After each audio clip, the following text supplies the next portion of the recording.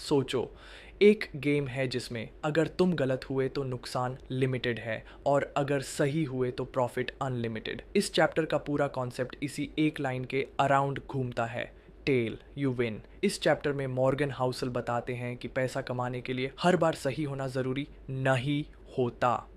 बहुत लोग सोचते हैं मैं 100 में से 80 बार सही रहूंगा तभी सक्सेसफुल बनूंगा, पर रियलिटी ये है दुनिया के सबसे अमीर और सक्सेसफुल लोग ज़्यादातर बार गलत ही होते हैं। डिफरेंस सिर्फ इतना होता है, जब वो सही होते हैं तो उनका एक डिसीजन पूरी ज़िंदगी बदल देता है।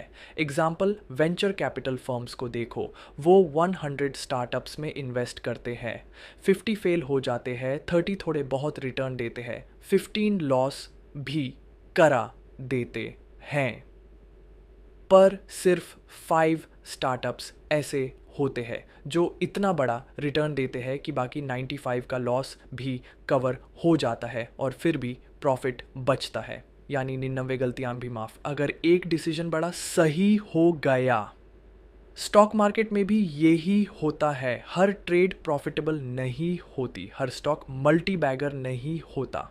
पर अगर आपने डाउनसाइड कंट्रोल में रखा और अपसाइड को ओपन छोड़ दिया तो कुछ ही विनिंग ट्रेड्स पूरे करियर का पैसा बना देते हैं। हार्डर ऐसा ना डे। इसलिए प्रोफेशनल्स बोलते हैं रिस्क लिमिटेड रखो, रिवॉर्ड को अनलिमिटेड छोड़ दो। प्रॉब्लम पैसों की नहीं होती, इंसान के दिमाग की होती है। हम छोटा लॉस भी बर्दाश्त नहीं कर पाते, पर छोटा प्रॉफिट देख के ही खुश हो जाते हैं। इस चैप्टर का लेसन है, लॉस को एक्सेप्ट करो पर जीत को जल्दी मटका दो। ये सिर्फ पैसों के लिए नहीं, जिंदगी के लिए भी है। करियर, बिजनेस, कंटेंट क्रिएशन, 100 काम में से 90 फेल होंगे, पर जो 1 या 2 काम चल गए वो तुम्हारी पूरी आइडेंटिटी बदल देंगे।